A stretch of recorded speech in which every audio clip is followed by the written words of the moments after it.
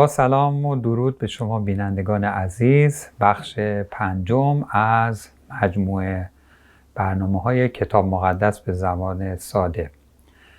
در قسمت قبل گفتیم که وقتی که شریعت اومد و انسان قادر به انجامش نبود و توضیح دادیم که چرا انسان قادر به انجام اون فرامین و قوانینی که خداوند توسط شریعت داده بود نبود و اینها همه میخواد نشون بده که انسان تو در چه هلاکت و چه وضعیتی داری به سر میبری که نیاز داری به نجات من. مفهوم نجات رو قبلا توضیح دادیم، گفتیم نجات یعنی اینکه تغییر یک حالت مرگ به یک حالت حیات و از مثال نجات غریق استفاده کردیم. وقتی که یه فردی داره تو آب یا تو دریا داره غرق میشه، نجات غریق میره اونو از حالت مرگ میاره به حالت حیات قرار میده و انسان در وضعیتی گرفتار شده که با قدرت خودش توانایی خوشنود کردن خدا و انجام اراده خدا رو نداره و در این هلاکت گرفتار شده. مثالی رو بردیم در قسمت اول که اگر که فرزند ما در خونه رعایت قوانین خونه رو نکنه و قداست خونه رو زیر سوال ببره با زیر پا گذاشتن مقررات خونه و بزنه شیشه خونه رو بشکنه و ما بایستی باش برخورد کنیم و اونو از خونه بیرون کنیم که بره متنبه بشه، به قول خودمون سرش به سنگ بخوره و برگرده بیاد توبه کنه تا به خونه برگرده. اینجا میخوام از همین مثال استفاده کنم و اگر بچه ما که ما پدر مادرش هستیم و بهش محبت داریم، اگر روزی دچار مشکلی بشه که خودش قادر به حلش نباشه، اولین کسی که باید در حل اون مشکل بهش کمک کنه کی هست؟ دقیقاً پدر مادرش هستن و اون پدر باید بره به کمک اون فرزند تا اون رو از این مشکل رها کنه. حالا از همین مثال استفاده میکنم برای کاری که خداوند در زندگی ما میکنه. وقتی انسانی که افتاده توی منجلاب و هلاکت و این دنیای سقوط کرده و قادر نیست از این دنیا رها بشه و از این وضعیت خودش رو خارج کنه، تنها کسی که میتونه بیاد کمک ما، کمک انسان، خود خداست.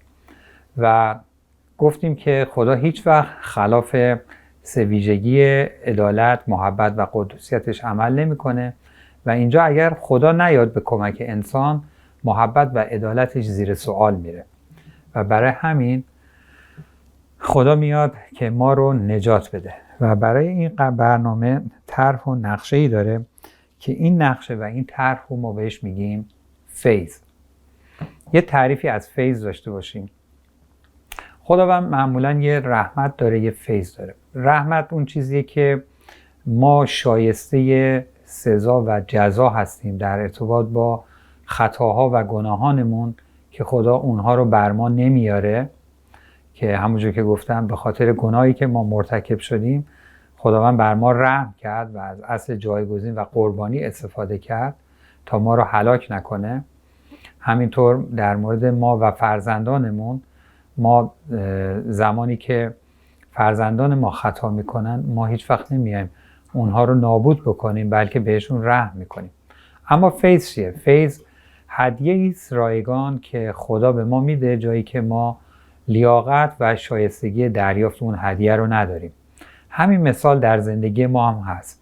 بچهای ما مطابق اون چیزی که تماما ما ازشون میخوایم اطاعت و رفتار نمیکنن، اما ما خوراکشون، پوشاکشون، مسکنشون، حتی هدایای تولدشون یا خیلی چیزهای دیگر رو هم براشون مهیا میکنیم و این بر اساس شایستگی فرزندان ما نیست، بلکه بر اساس محبت و رحمتی که ما نسبت به اونا داریم. همین رو هم خدا به صورت خیلی کاملتر و مطلق در مورد ما انسان ها داره.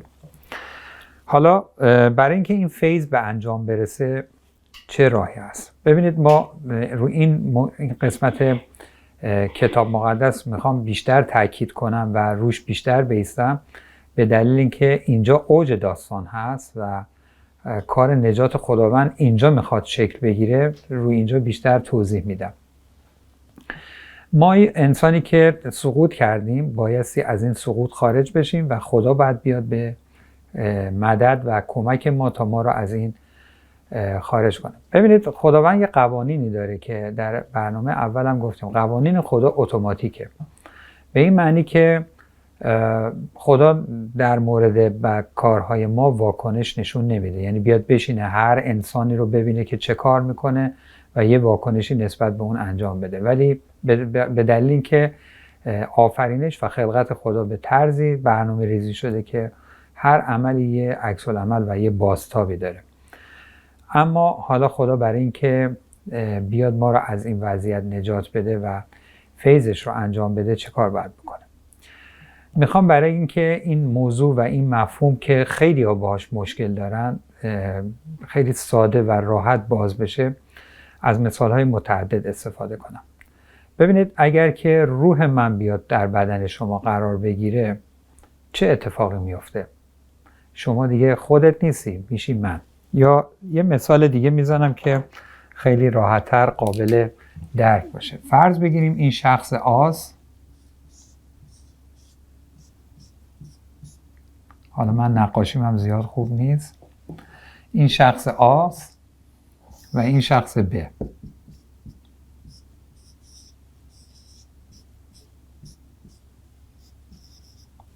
اگر روح این شخص بیاد در بدن این شخص قرار بگیره، هویت این شخص تبدیل به آ میشه و دیگه ب نیست.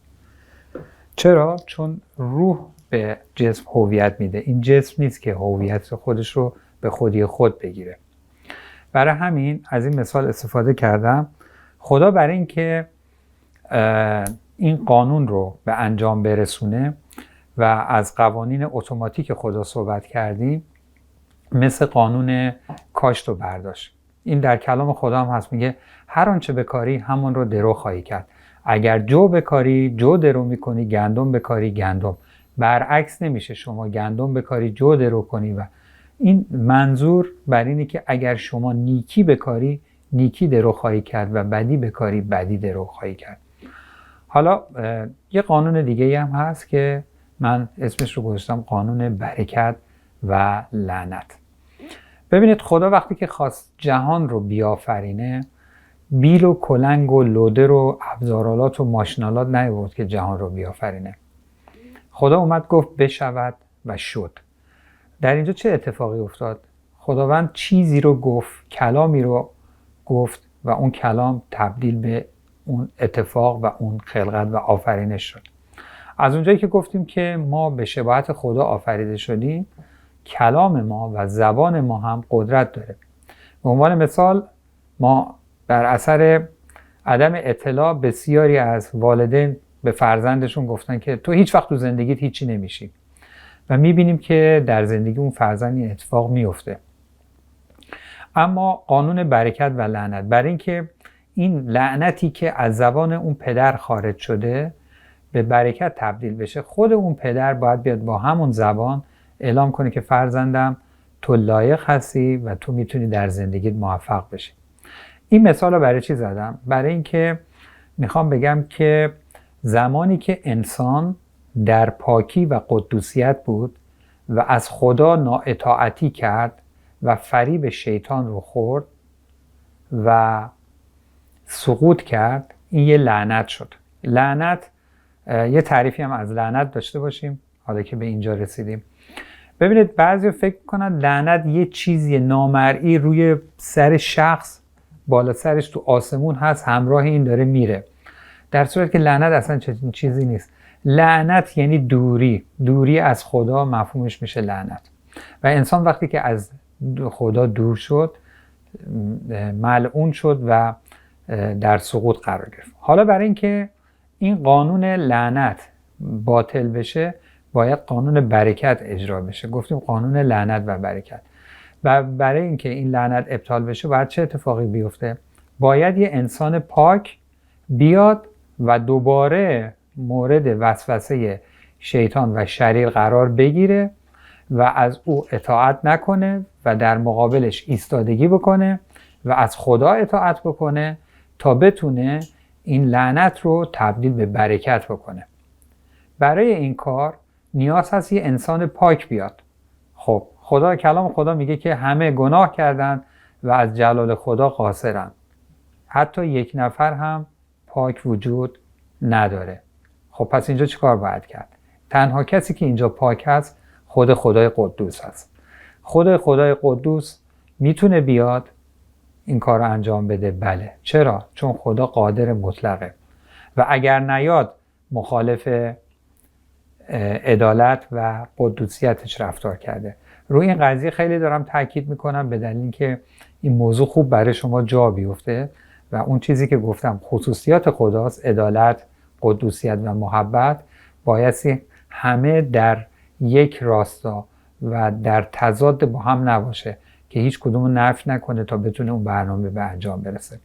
حالا این برنامه خدا برای اینکه یه انسان پاک بیاد و انسان پاکی هم وجود نداره، خود خدا فقط پاک هست، اینجا به این شکل به انجام میرسه که براتون روی تخت توضیح میدم.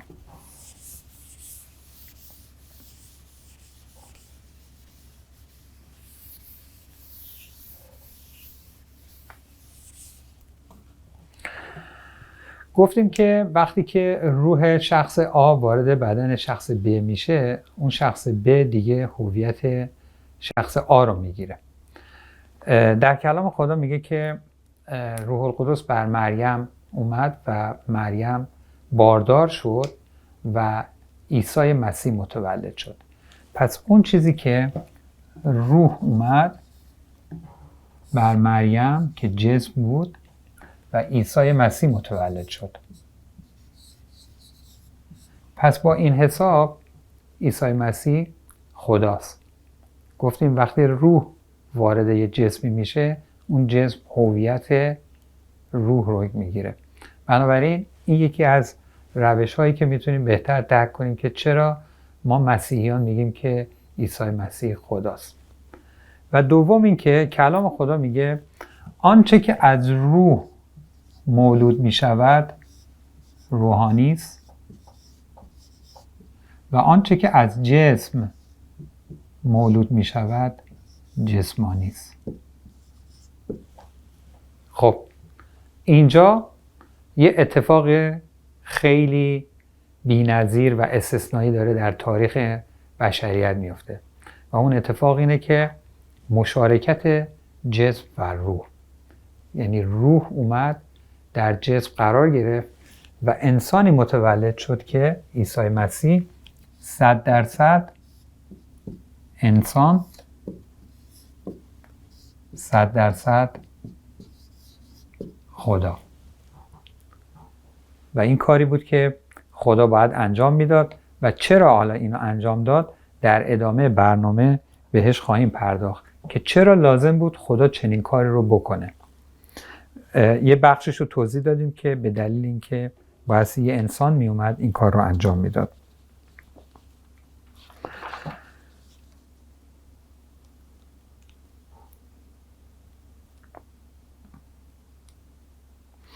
خب چرا ما میگیم عیسی مسیح هم انسان بود هم خدا؟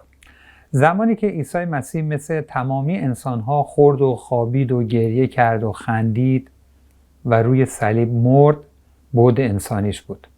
اونجایی که اومد آب رو تبدیل به شراب کرد، طوفان رو فرمان داد و متوقف کرد، مریضها رو شفا داد و مرده رو زنده کرد، بعد خداییش بود. پس این یه حرف بیهوده نیست و میبینیم که در عمل همه به این اذعان دارن که عیسی مسیح این کارها رو انجام داد و اینا همه نشان میده که او هم خدا بود و هم انسان. عیسی به معنی منجی و نجات دهنده و مسیح یعنی کسی که مأموریت یافته، مسح شده برای نجات. عیسی مسیح یعنی کسی که برای نجات انسان مسح شده. بنابراین خدا میخواد از طریق عیسی مسیح نجات رو برای ما فراهم کنه و تمام این برنامه هایی که دنبال کردیم تا اینجا رسیدیم همه برای این بود که خدا ما رو در زمان و مکان قرار داد و در این زمان و مکان میخواست انسان رو بیاره برسونه به اینجا، چون انسانی که جسمانیه قادر به درک امور روحانی نیست و بایستی خدا می اومد خودش رو در قالب شریعت معرفی میکرد، استانداردهاش رو معرفی میکرد و انسان رو توجیه میکرد که تو سقوط کردی، تو قادر به رهایی از این هلاکت و منجلاب نیستی و نیاز داری که من با فیض خودم بیام این کار رو انجام بدم و این فیض از طریق عیسی مسیح به انجام رسید. عیسی مسیح 33 سال زندگی کرد و از سال 30 بعد از اینکه یحیای تعمید دهنده او رو در آب تعمید داد، روح القدس بر او قرار گرفت و با هدایت روح به بیابان رفت. باز هم بیابان. اگه خاطرتون باشه در زمانی که ابراهیم رو توضیح میدادیم گفتیم ابراهیم زمانی که خدا فراخوند و او از او خواست که به سرزمین جدید بره، به سرزمینی رفت که بیابان بود و بیابان یه معنی عمیق روحانی در کتاب مقدس داره و بیابان جایی هست که تمامی قدرت انسان به هیچ بدل میشه و تمام شرایط و تمام وضعیت موجود بر علیه انسان هست. عیسی مسیح 40 روز در بیابان در روزه بود و برای این رفت که مورد آزمایش و وسوسه شریر قرار بگیره و شریر اومد در روز 40 به عیسی مسیح گفتش که اگر تو پسر خدا هستی بگو که این سنگ نان شود. عیسی مسیح به مانند آدم و حوا رفتار نکرد، بلکه عیسی مسیح چون کلام رو میدونست و خود کلام بود گفت اگر مکتوب است که انسان تنها به نان زیست نمی کند بلکه با کلامی که از دهان خدا صادر می شود زنده است. خب شیطان در این وسوسه موفق نشد و وسوسه دیگه ای آورد و این بار شیطان با زیرکی خاصی اومد از کلام خدا عیسی مسیح رو وسوسه کرد و او رو بر بلندای کنگره معبد اورشلیم برد و به او گفت که از اینجا بپر پایین، چون از مزمور داوود گفت، مزمور 91، که زیرا فرشتگان زیر بازوانت رو میگیرن مبادا پایت به سنگی بخورد. اما عیسی مسیح باز هم از کلام و از آنچه که میدانست و در اطاعت بود تبعیت کرد و به شیطان پاسخ داد که خداوند مکتوب است خداوند خدای خود را آزمایش نکن. و بار دیگه شیطان وسوسه سوم رو برای عیسی مسیح آورد و تمام ممالک جهان رو جلوی چشمش ظاهر کرد و به او گفتش که اگر من رو پرستش کنی و اطاعت کنی تو رو پادشاه عالم میکنم. و عیسی مسیح به او گفت مکتوب است فقط خداوند خدای خود را پرستش نما، دور شو از من ای شیطان. و اینجا شیطان نتونست غالب بشه بر عیسی مسیح و عیسی مسیح پیروز شد و از بیابان بیرون اومد. اون اقدام و اون اتفاقی که آدم اول انجام داد و باعث شد که انسان در لعنت قرار بگیره، عیسی مسیح که آدم دوم بود اومد این لعنت رو به این طریق برداشت و عیسی مسیح از بیابان خارج شد و شروع به انتخاب شاگردانش کرد، 12 شاگرد، و به شهر و روستا و نقاط مختلف رفت و مژده و خبر خوش انجیل رو به همگان اعلام کرد. این خبر خوشی بود که انسان تو میتونی از این هلاکت و نابودی نجات پیدا کنید و اعلام کرد توبه کنید ملکوت خدا نزدیک است و شروع کرد به تعالیم در جاهای مختلف و همینطور در مدت 3 سالی که با شاگردانش بود این تعالیم رو همینجور به پیش برد.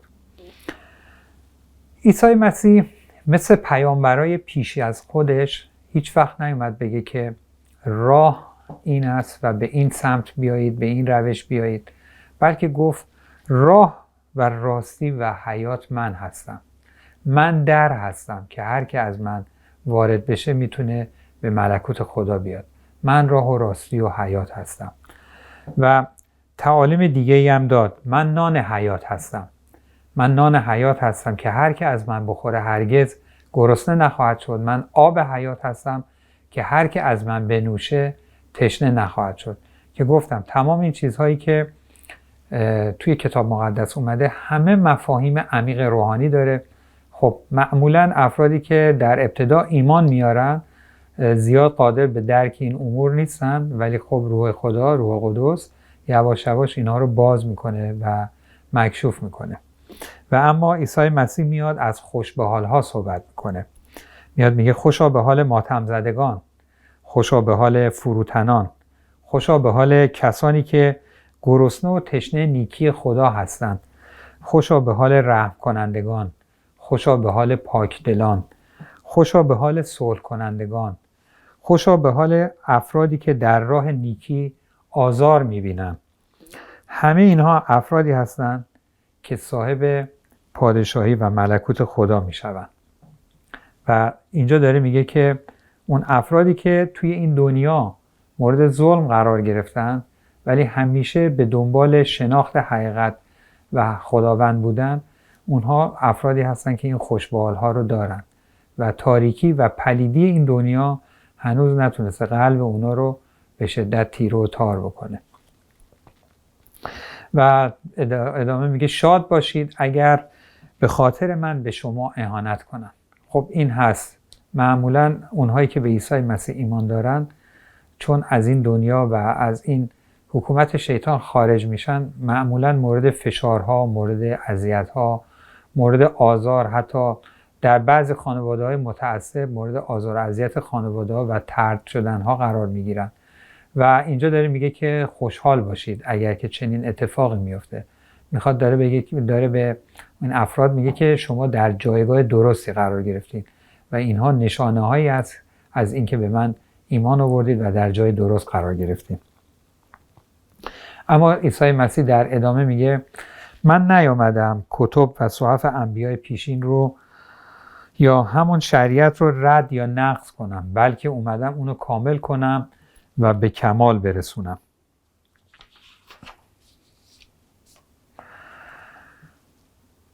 تعالیمی که عیسی مسیح میداد مورد مخالفت سران قوم یهود قرار گرفت. با اینکه قوم یهود توی کتاب مقدس پیشگویی های بسیار شده بود که پادشاه یهود خواهد اومد و عیسی مسیح خواهد اومد که حالا در زبان عبری بهش میگن یشوع ماشیه خواهد اومد و این قوم رو نجات خواهد داد. و زمانی که عیسی مسیح اومد قوم یهود در تحت سلطه و دیکتاتوری امپراتوری روم بود و اینها منتظر بودن که پادشاه یهود وقتی که میاد یک پادشاهی از نوع زمینی داشته باشه که بیاد ارتشی تشکیل بده و همه رو تجهیز کنه و همونجوری که روی زمین اتفاق میفته پادشاهان زمینی این کار رو میکنن، بیاد مخالفان رو نابود کنه و برای اینا رفاه و آرامش و آزادی بیاره. در صورتی که اینا قادر نبودن که انسان نفسانی، کلام خدا میگه قادر به درک امور روحانی نیست. عیسی مسیح پادشاهیش گفت پادشاهی من از این جهان نیست، پادشاهی من از آسمان است. و اصولا پادشاهی عیسی مسیح پادشاهی وارونه است. به چه معنی؟ به این معنی که هر آنچه که تو این دنیا اتفاق میفته کار خداوند اینه که برعکسش انجام بده. چرا؟ به دلیل که گفتیم عامل شر و شریر توسط انسان در مخالفت با طرح و نقشه خدا تو این دنیا فعالیت کرده و دقیقاً هر آنچه که اراده و برنامه خدا هست برای این موضوع، شیطان میاد برعکس اون رو انجام میده و در صدد تخریب کار خدا هست. و برای بقیه این برنامه و کاری که عیسی مسیح انجام داد و چطور تونست این نجات رو برای ما فراهم کنه، در برنامه بعدی توضیحات بیشتری تقدیم حضورتون خواهد شد.